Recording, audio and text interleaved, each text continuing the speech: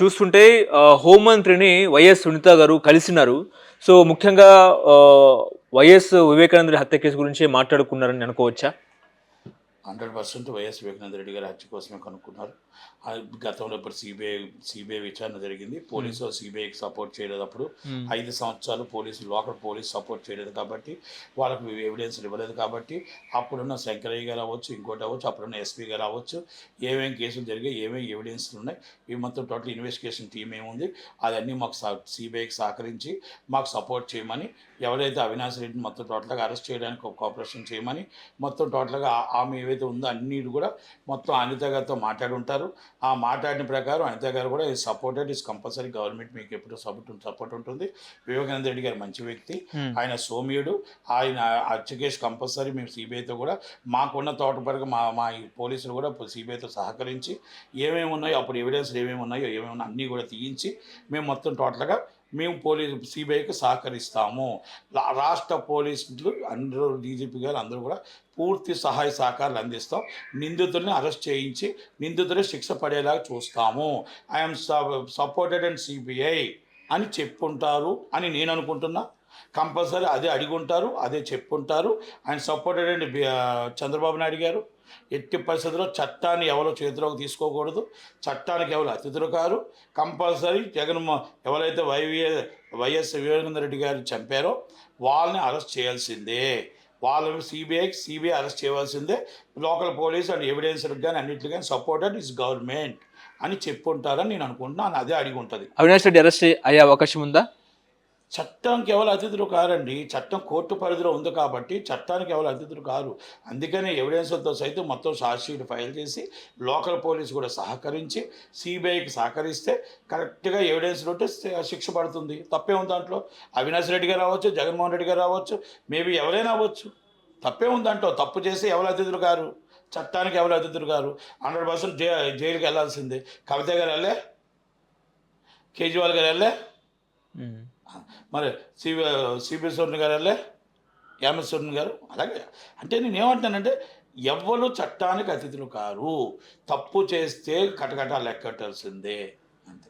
Okay. ఇప్పుడు ఏపీలో ఒక చర్చ నడుస్తుంది ఏంటంటే నామినేటెడ్ పోస్టులు ఇప్పుడు జగన్ను అంతమొందించడానికి అదేవిధంగా తన వెహికల్ని పదే పదే మారుస్తున్నారు, పదే పదే మరమ్మతులకు గురవుతున్న పరిస్థితి అని చెప్తున్నారు. అదేవిధంగా తన సెక్యూరిటీని కూడా కుదించినారు. నన్ను టీడీపీ నాయకులు అంతమొందించే ప్రక్రియ కొనసాగుతున్నట్టు ఆయన హైకోర్టులో పిటిషన్ దాఖలు చేశారు. ఆయన సెక్యూరిటీని ఎందుకు కుదించారంటే ఏం చెప్తారు?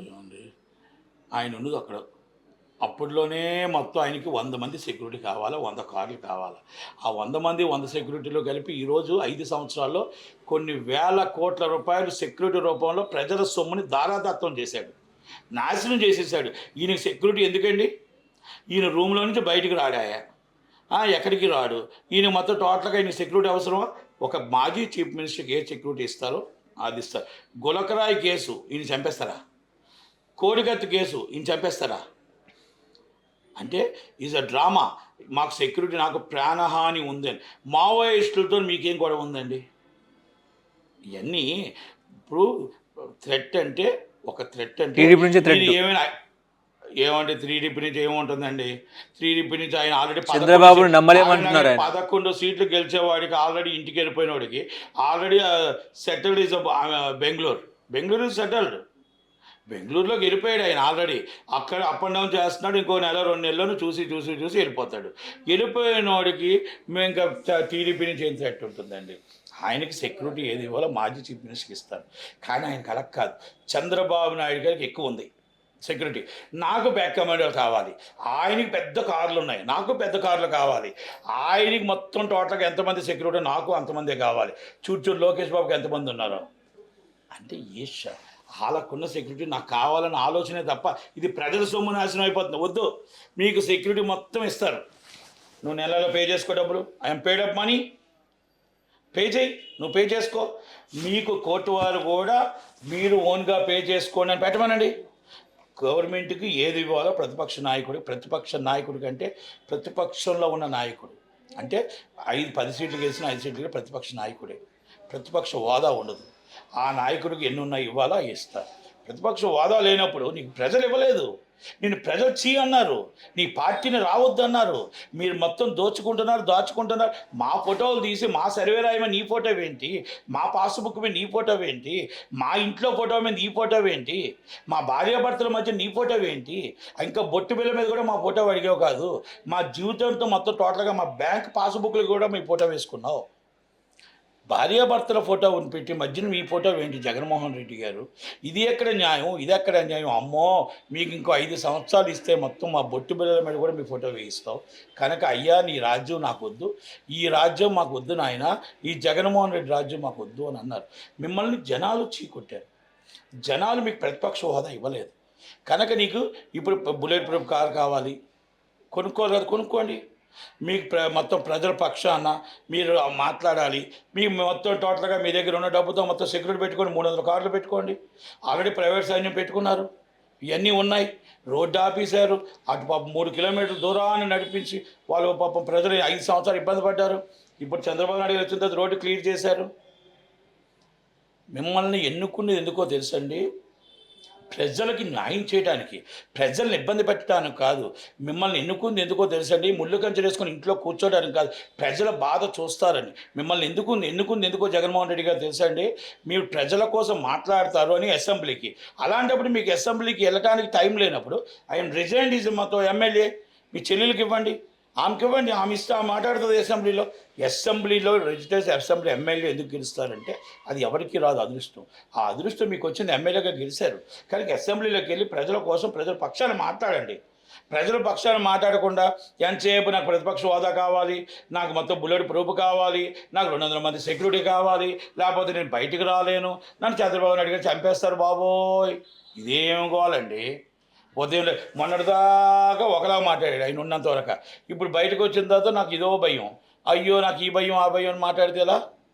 కనుక జగన్మోహన్ రెడ్డి గారు చేస్తున్నవన్నీ ప్రజలు చూస్తున్నారు, ప్రజలు అర్థం చేసుకుంటున్నారు.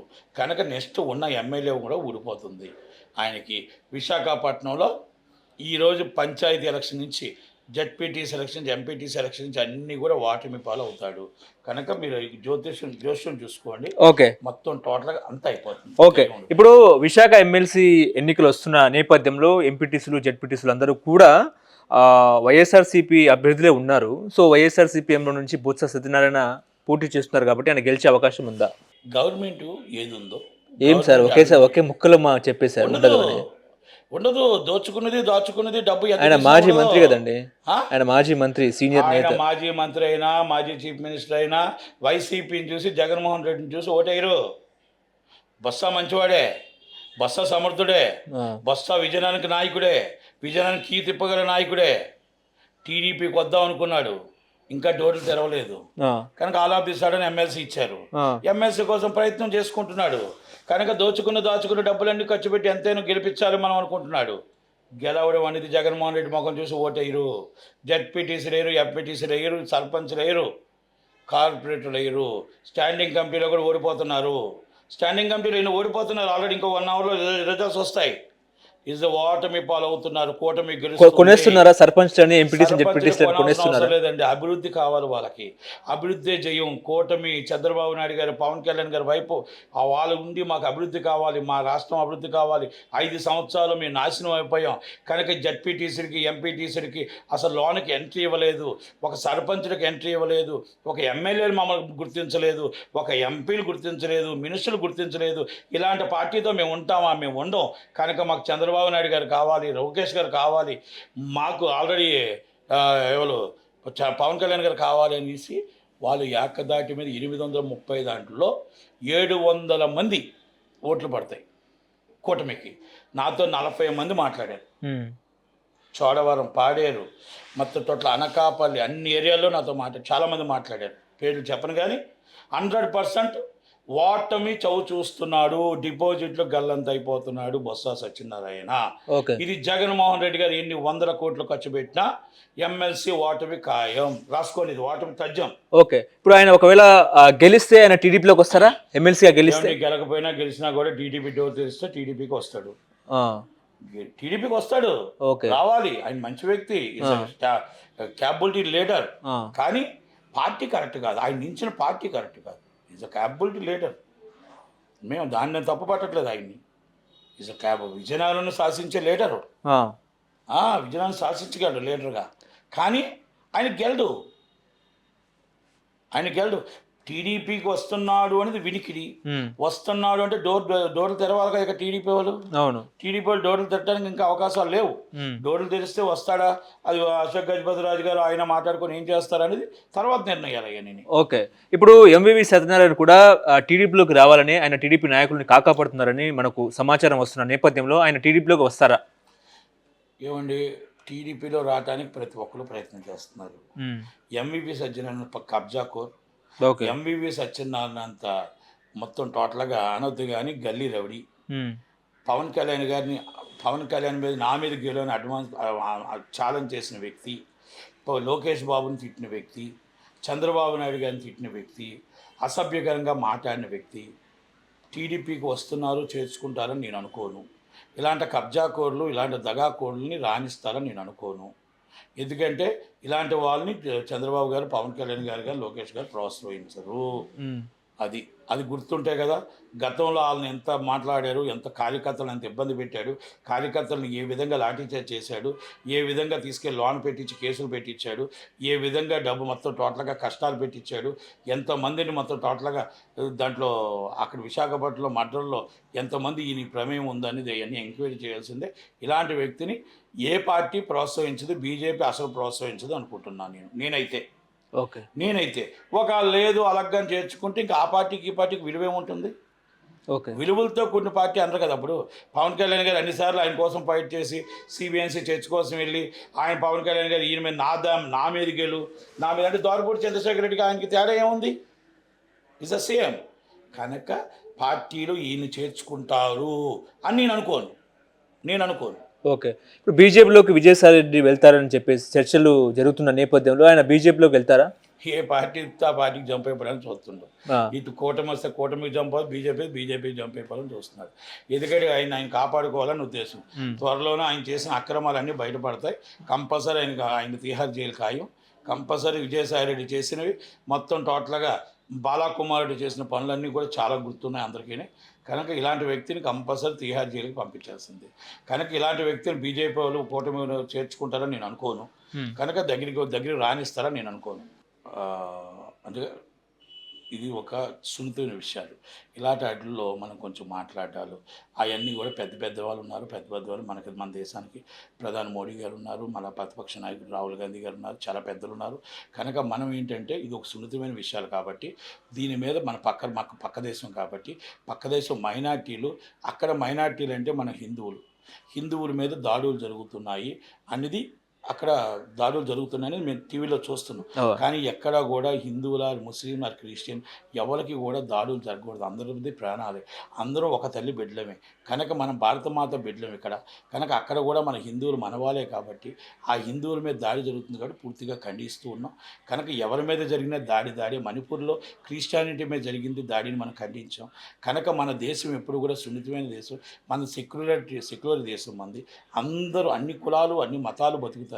అక్కడ ప్రాణహాని ఉంది అని చెప్పి ప్రధానమంత్రి గారు వచ్చారు. మన తాత్కాలికంగా ఆశ్రయం ఇచ్చాం అంతే అని. ఎందుకంటే ప్రతి ఒక్కరికి కూడా మనం మీకు గుర్తుందో లేదో, రాజీవ్ గాంధీ గారు పక్క దేశంలో శ్రీలంకలో ప్రాబ్లం జరిగిందని వెళ్ళి ఆయన ప్రాణానికే తెచ్చుకున్నాడు. ఎందుకంటే మనం 10 మందికి మన ఇండియా ఎప్పుడు కూడా హెల్ప్ చేయడానికే చూస్తాం తప్ప, మనం ఎప్పుడు సహాయం చేయడానికే చూస్తాం తప్ప హానికరం చేయడానికి ఎప్పుడు చూడం.